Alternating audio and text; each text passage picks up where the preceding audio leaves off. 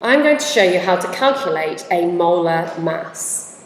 This term could also be described as a relative molecular mass, a formula mass, or the mass of 1 mole. So let's have a look at lead nitrate.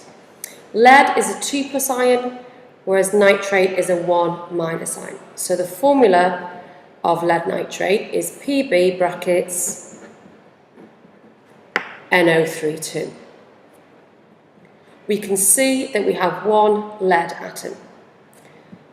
From the periodic table, its relative atomic mass is 207.2.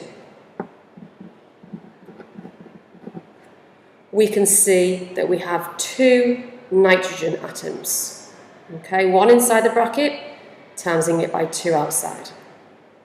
So 2 times relative atomic mass, which is 14.0. Notice that in calculations, I'm always using my values to the same degree of accuracy. 1 decimal place for relative atomic masses. I have 6 nitrogen atoms overall. 3 inside the bracket times by 2. Relative atomic mass of oxygen being 16, that equals 96.0.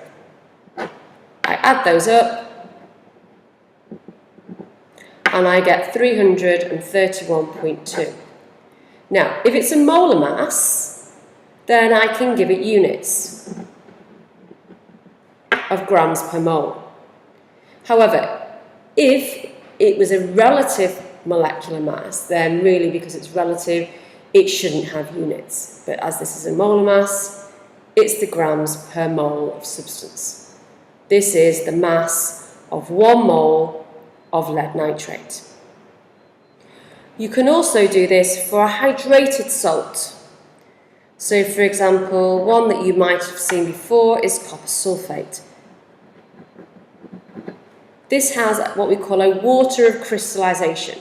In crystal form, it contains water molecules. So when you weigh out hydrated copper sulfate, you are also weighing out 5 moles of water per 1 mole of copper sulfate. So we have to take this into account. So we have 1 mole of copper, 1 atom of copper. Relative atomic mass is 63.5. We have 1 atom of sulfur. Relative atomic mass of 32.1.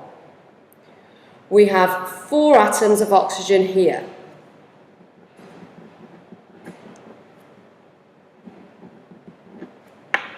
We then have 5 moles of water. So you could work out the relative formula mass of water and then times it by 5.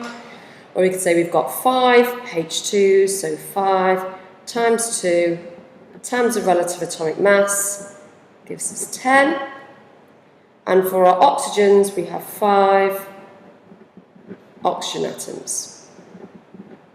Oops, sorry. Add that up.